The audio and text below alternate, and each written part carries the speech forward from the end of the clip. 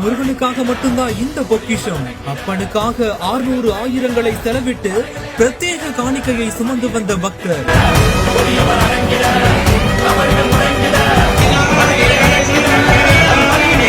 அக்னியில் இறக்க இறக்க நிகழ்ந்த அதிசயம்.